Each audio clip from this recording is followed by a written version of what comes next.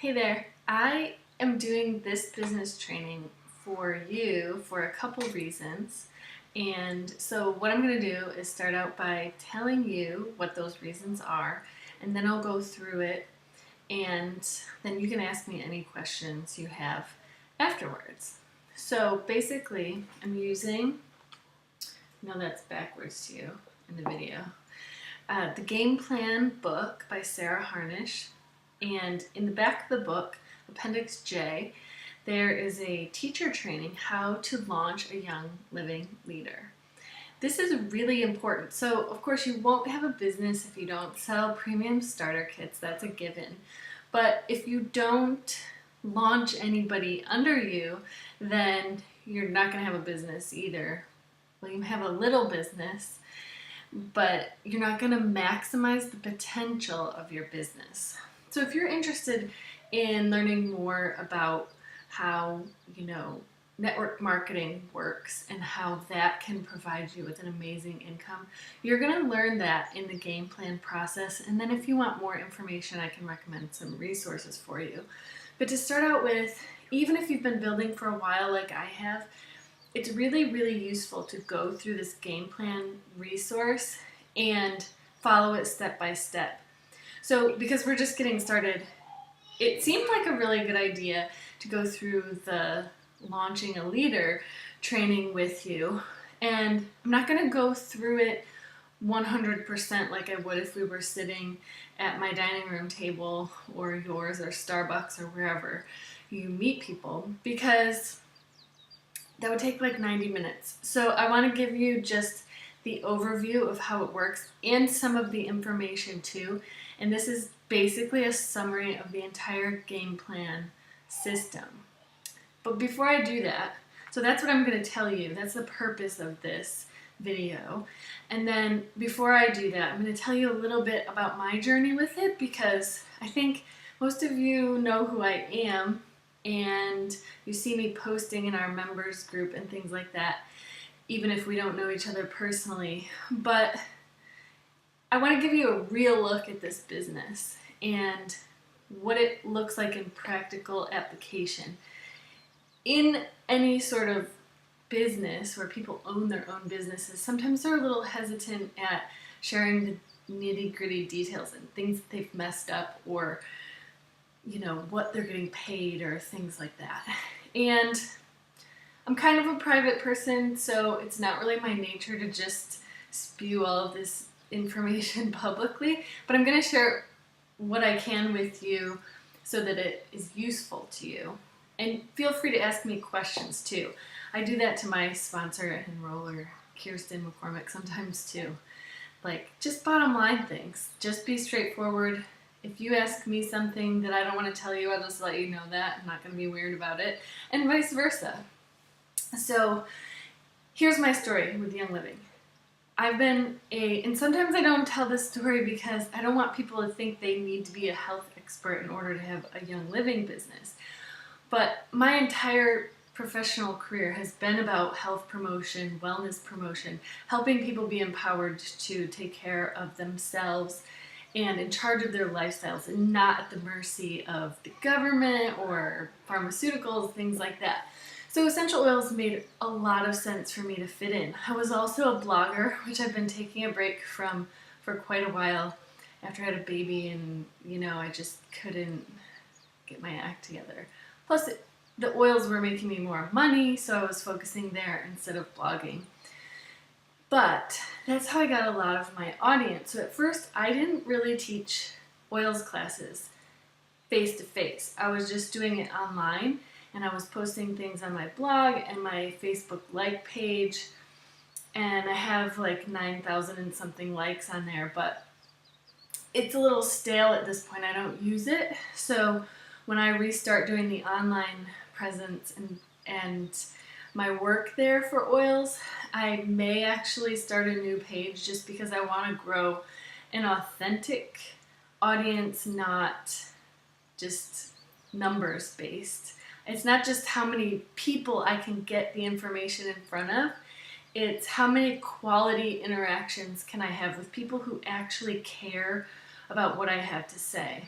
And I think for me, that's been the bottom line, because I'm sort of an extroverted introvert. Like, I can be the life of the party, but I also hesitate a lot when I think that I'm bothering people or I have to sell them something. It was really, really hard for me at first to contact my friends and family and, try to get them to buy oils. I really didn't want to do it.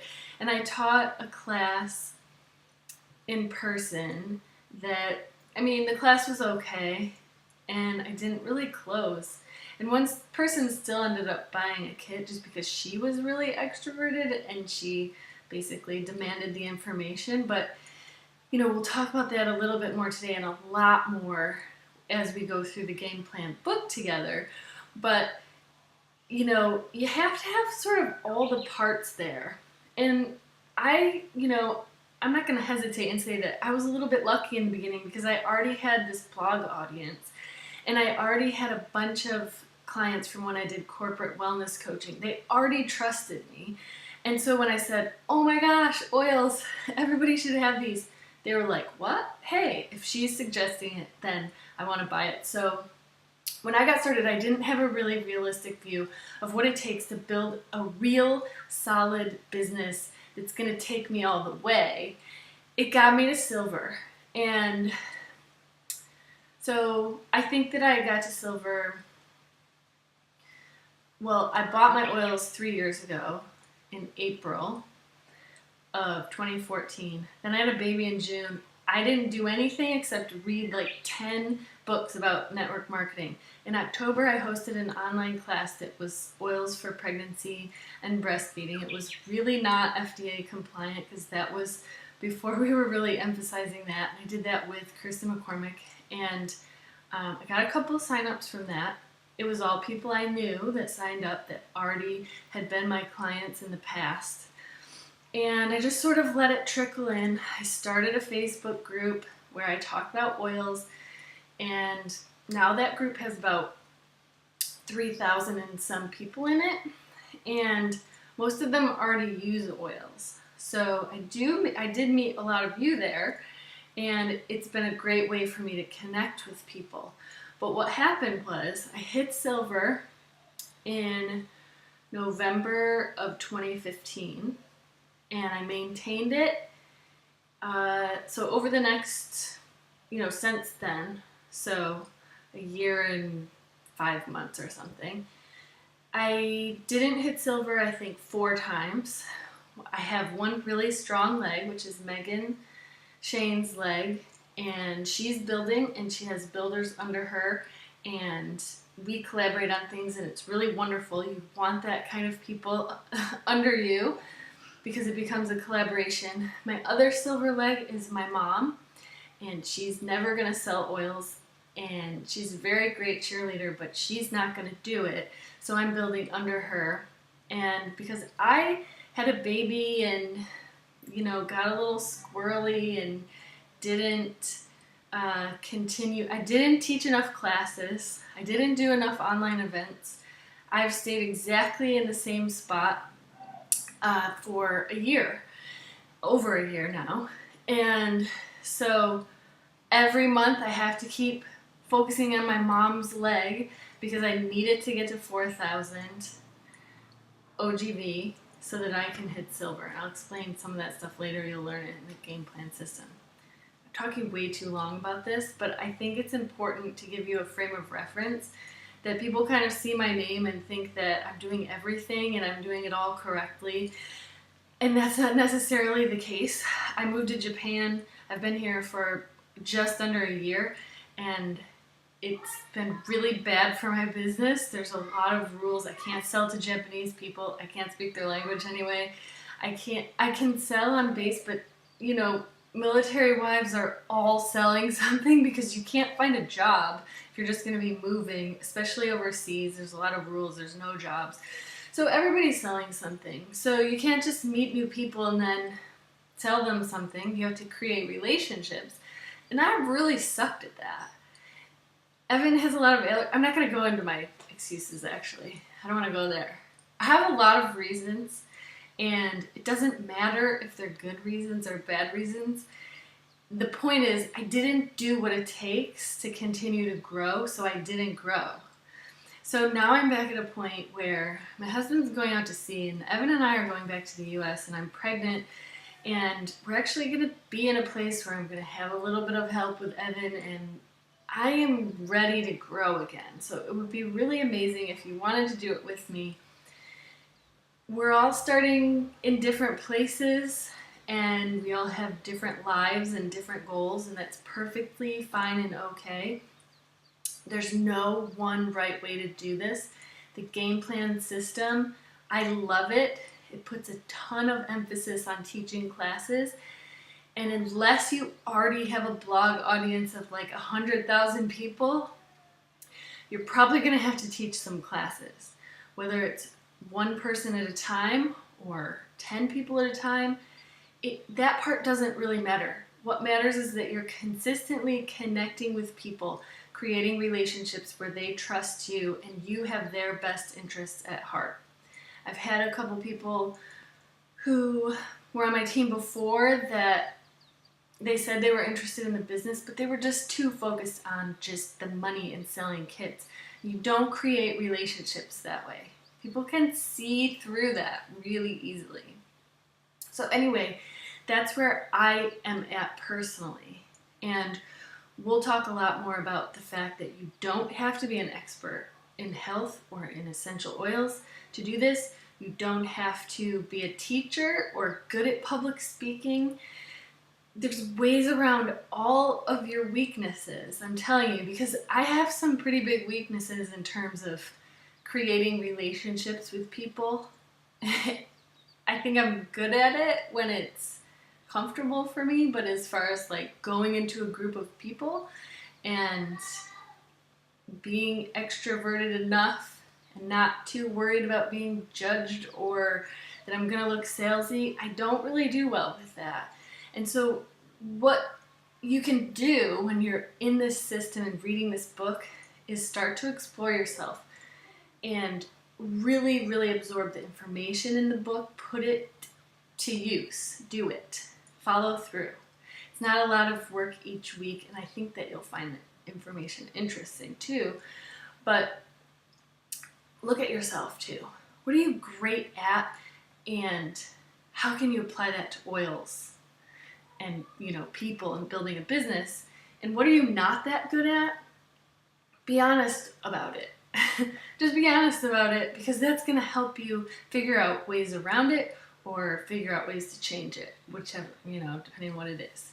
So that's kind of my spiel for the preamble for this, is that if you start reading and you see a part and, whether it's that you have to teach this many classes a month, or you have to pray about your business, and certain things that Sarah says don't fit you, well, if that breaks you, if that makes you not do it, if it holds you back, then, there's other reasons. Because I'm telling you, we can find ways around everything. And there are choices, and it's meant to fit you and who you are and your beliefs and all of that stuff.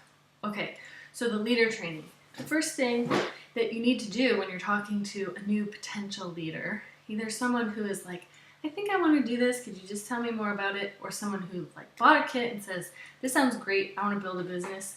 Sit down with them if you can. If you're long distance, you could do Skype or FaceTime or whatever, but it's good to be able to see their face and have a conversation with them. If you just send them information, it's too overwhelming.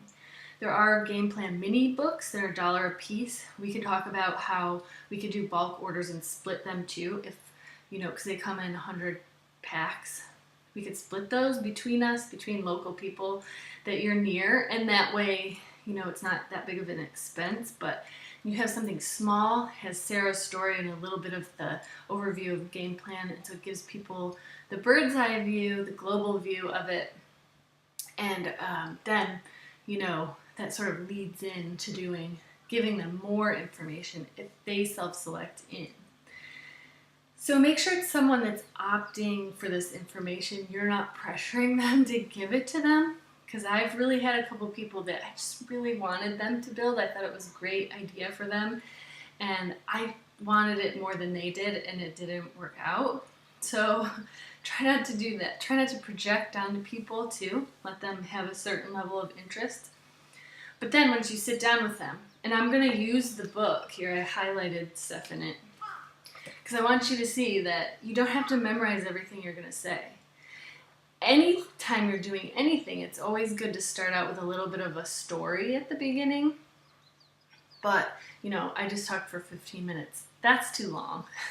That's too long to tell your story, especially in a class. Keep it to like 2 to 5 minutes, but make it a story in the beginning, because facts tell people stuff, but stories are what like sell people on things. To bring a little bit of emotion into it, where they're like relating to you, or they really can see how things happened. So then once you tell your story, use a script, use a book. It's fine. I just want to make sure I don't forget anything, because I definitely will. I've read this chapter once and I've read the book. But I wouldn't wing it if I was going to do a business training. So, okay. Make sure that you talk to the person and have them compare their current job or what they're currently doing to what a Young Living business could look like for them. So have them project out 5 years. When you stack Young Living against their current job, they have to see that it's a better use of their time to do Young Living. That maybe in their regular job, they're going to be in the same place in 5 years. If they do Young Living, they have the potential, even if they're just a little bit past that, they have to see the potential is bigger. Okay, you can leave your Young Living business in your will after you get to a certain point. So, like me, I've really dabbled in a lot of things, and I did a lot of self-employment type of things. I don't have a good retirement account. I don't have a great savings. So, the prospect of having a business that has a residual income, and I can pass that down to my children, that is very important to me. So make sure you point that out to people. Okay, there's no income ceiling. You're your own boss. You set your own hours. You can take time off and still get paid. Look at me. I basically just took 3 months off because I was in my first trimester and I felt like crap. Didn't do anything. Looked on Facebook a lot, didn't post anything, didn't follow up with people, didn't sell any kits. Still made $1,000 a month because I did the work before. So, obviously it's not ideal to take all that time off. But if you want to go on a vacation or something comes up and you have to take a little time off, you don't then go back to zero when you restart. So that's a really important thing to point out. Okay, it doesn't matter how many people you know. There are ways for you to get in front of people. And we'll talk about that a lot in the book. But that can be a little bit of an overwhelming part because you feel like you don't want to just sell to your friends. I have that feeling too. I don't sell to a ton of my friends. Sort of bring it up and then, I have ways that I talk to them about it and hope that they want to use it. But it's not really because I'm hoping to sell them something. It's because I'm hoping that they'll see that it'll make their life better. And so your intention comes out in it too. But you don't have to know a lot of people. You can live in a tiny town and this can still work for you. Okay, I'm not going to share the income disclosure statement on this video because it's just too much to talk about. But I will tell you that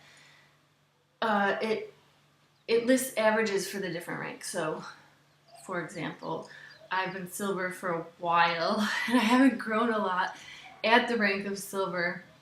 So the average on there, I can't see it in the books. It's kind of tiny writing. I think it says around 2,200 a month would be the average silver salary.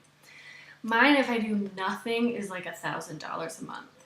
If I do something, or if it's a really great month, like November, everybody seemed to be doing something. There were a lot of great promos, and a lot of people signed up.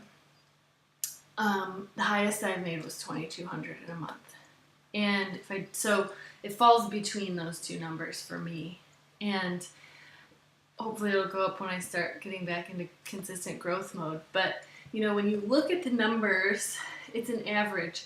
And Young Living used to not promote like stacking people. So some people have been silver for like 12 years, and they have everybody, they have a ton of people on their front line and so on. And so like the averages seem skewed a little bit high in the income disclosure. I don't think they're being dishonest. I just think if you're following the very predictable path where you're teaching classes and sharing oils, and you hit executive or whatever, senior star executive, silver, and beyond, it's gonna be a little bit less in real life for you, unless you're on a superstar sort of fast trajectory.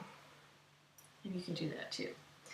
Okay, so my recommendation to you, and the book says to, buy a binder. Buy a binder, and it's all for business stuff.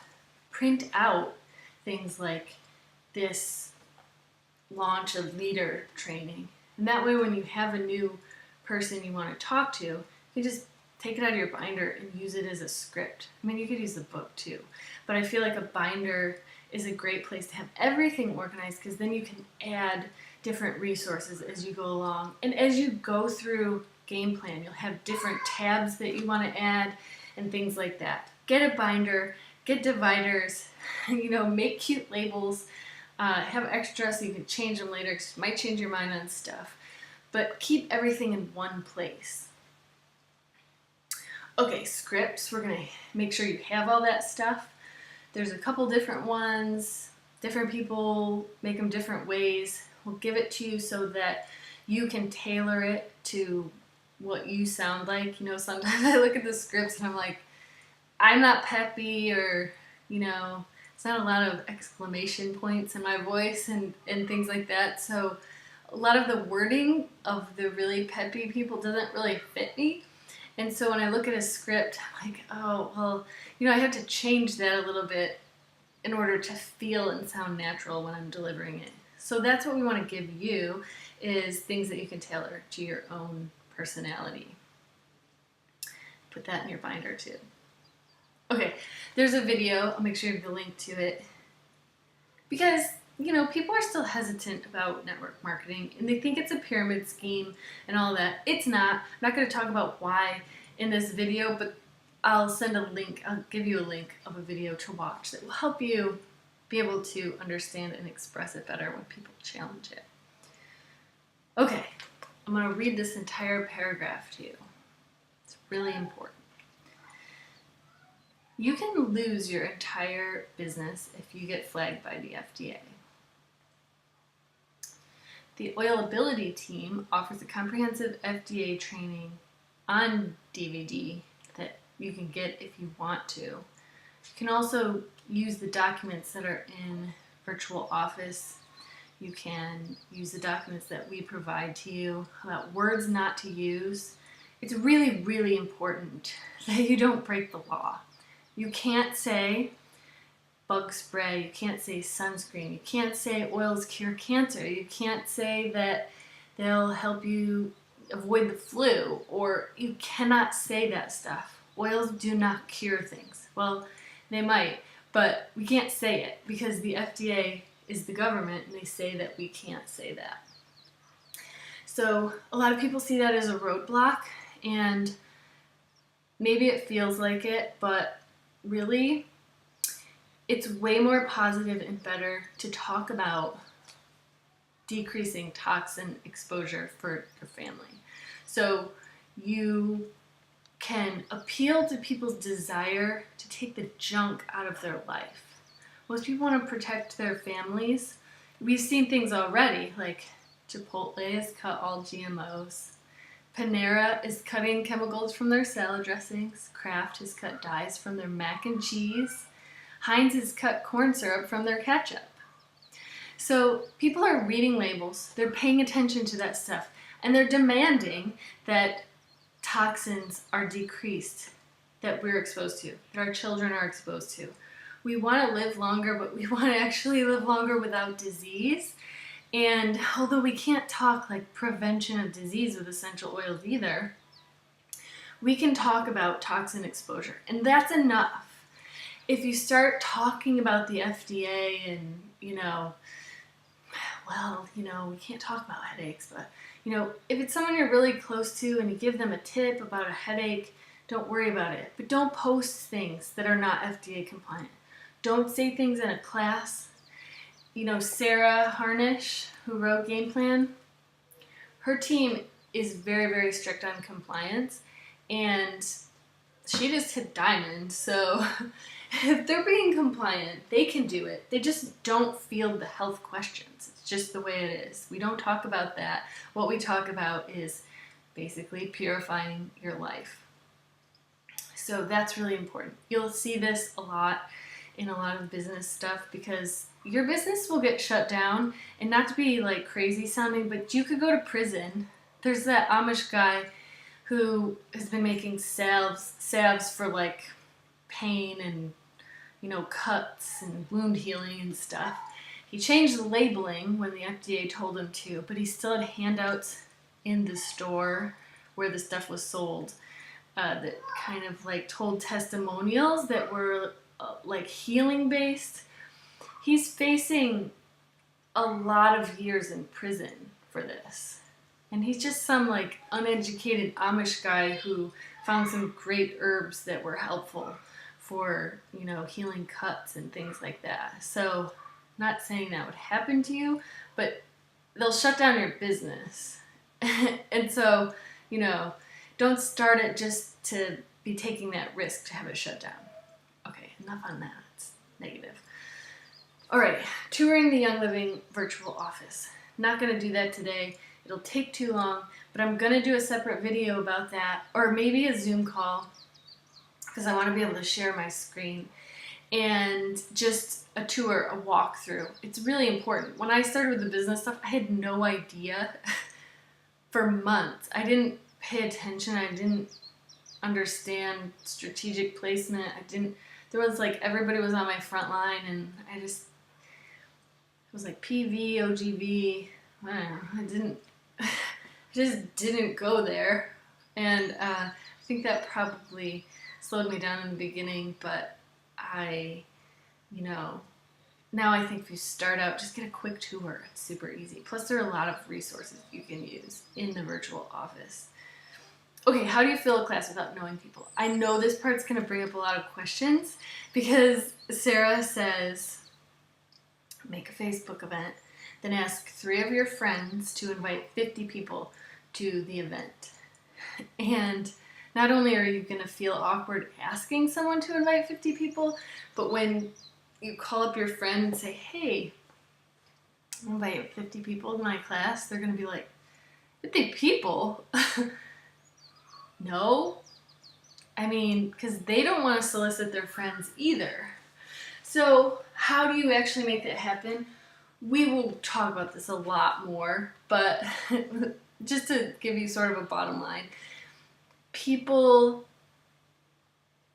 need to bring in an emotional aspect. So yeah, it's about essential oils, but if you spin it like reducing toxins in your home or helping your kids focus in school, come up with, titles, topics that people are interested in. You can't say something like, I did this as a joke before and it worked really well, but you can't legally say this.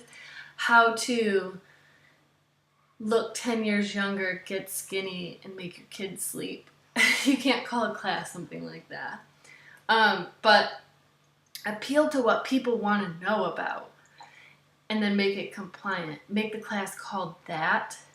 Make the subtitle, or put with essential oils at the end of the title. If you just say Essential Oils 101, you'll still get people, and you should definitely do it that way too.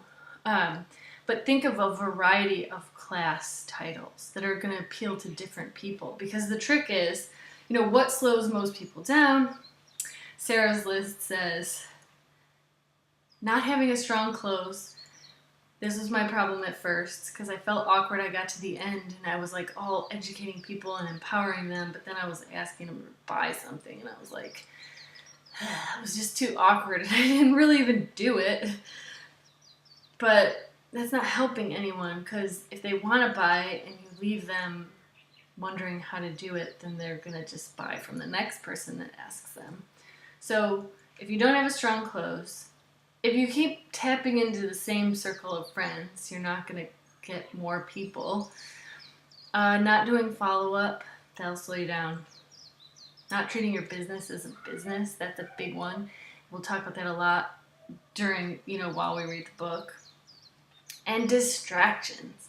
Thinking that you have to be, I did this too. I got an aromatherapy certification and, read 9 million aromatherapy books, and I got certified in pregnancy health coaching and nutrition for athletes. And I was like, I can apply oils to all of this stuff. But you don't need to do that, because you're not going to be helping people with their health issues. You're going to be helping them reduce toxins in their life and giving them solutions for like beauty care products and things that they're going to need. If they take the toxic crap out of their life, they need something to replace it with. So focus on that part. Don't focus on thinking you have to know everything and solve everyone's problems. And when people ask you health questions, because they will, say, I really don't know, or I am not allowed to talk about that because the oils, although they could be helpful for your health, we focus more on how to replace the toxic stuff with the oils rather than how to use the oils to fix all your problems. And then slide them a little resource, like a reference book or something. If that's what they really want to focus on, let them research it themselves. Okay.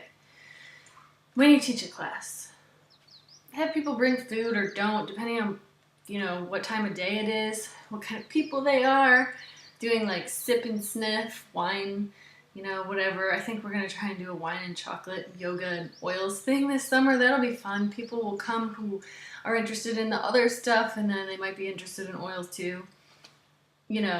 Combine with things, or just have some food sitting on the side. But don't spend a ton of money and ask people to bring stuff too. People like to help. Okay. Collect their information. Names and email addresses is usually what I get. Sarah says to get addresses too. I don't mail stuff, so I don't need their address. She also calls people. That's not totally my style because I don't like it when people call me, but you could do a little form where you ask people how they like to be contacted as well. Depends on how much work you want to do, whether you want to pass around a clipboard or you want to have something for them to fill out. Keep the class under an hour. Lecture part, I think 40 minutes is like the max you should go if you're just talking about oils. You start to lose people. But if you make it really story-based, you can have them hang on that long. All right, make sure you close and give them something to take with them. Don't spend a lot of money on it. Make sure it's something that tells them how to get a kit from you, maybe a little sample of something, and whatever. But give them something to take with them. But a lot of people waste that stuff, so don't spend a lot of money on it. All right, follow up. Sarah says 3 days later, 10 days later, and 30 days later. If they buy a kit, follow up with them 3 days later, 10 days later, and 30 days later about their oils. And we have some systems in place for that, as far as, you can plug them into an email series that we're currently revamping right now. But personal contact's really important too. Sometimes I'm bad at that because I worry about bugging people, but I'm working on it. So, okay, commission check. How do you get paid? Got to spend money to make money. There's not a business in the world I know of that you don't have to spend money to make money. Luckily, the overhead is so low in Young Living. And if you've done the work too, where you're replacing the toxins in your life with non-toxic stuff made with essential oils, and the other products that Young Living sells, if you're not really into the DIY for everything, then you need to be ordering every month. If you want to be a steward of the products and you want to convince people that they're useful, then you need to use them too. But you need to spend $100 a month. That's how you get paid. You only need to spend $50 if you're only selling premium starter kits. You get $50 from selling a kit, but you have to spend $50 in the same month in order to earn that $50. But if someone makes another order later, we'll get into the compensation plan more when we're in the system. I'm just going to tell you the very basic. When people have been a member of Young Living for a while, they join ER, they're just making quick orders, you're not going to get paid your percentage unless you spend $100 a month. And $100 means 100 PV, that's product value, so it's going to be a little more than next. You've got to pay tax and shipping, and some things like diffusers and rose oil, their PV value doesn't match their dollar value. If you're confused about that, don't worry, because it takes a long time to understand, and we'll just keep talking about it, and then all of a sudden it will make total sense. In the meantime, just know you're going to have to spend $110 a month in order to get paid. In the long run, it's the lowest overhead I've ever seen for running a business. Okay, you can get direct deposit if you're into that kind of thing. Regular commissions. There's regular commissions, and then there's bonuses. Higher up in levels you go and things like that, you can earn different bonuses. So I think for the scope of this call, because I can't show you numbers really, I'm not going to go into that too much. Plus, it's getting really long. But we will do more on the compensation plan, because it is important that you understand it, because once you understand it, then you know how you are going to grow a business and how you're going to help other people grow their businesses. And, really this chapter that I'm reading to you out of, it ends with saying, find your niche. And I mentioned that before because, like I said, when I got started, I was blogging and wellness coaching, and I didn't teach classes, and I still am like, I'm so focused on not, handing my son off so I can go teach 4 nights a week or something like that. And I have other responsibilities, and I want to spend time with my family. And so I don't see myself teaching 4 classes a week. But I could teach 1 class a week. But I actually have to do it, There's that thing where it's like, okay, what's reasonable to fit in my life? And then when do I hit the go button? When do I start? And when do I jump in and commit to this? Because, your fears and your doubts and all of that are going to make you want to just stay in your comfort zone. Keep doing what you're already good at, or keep doing what you're already doing, which is not building a huge Young Living business. And it would be amazing to me, throughout some of our business trainings, we'll talk about different personality types. So some people really love to party. And so if you have them host a class, you may not want to call it a class because they may think like class is a little bit boring. But if you call it a party, then they'll put on their entertainer hat, invite all their friends, and hype it up for you.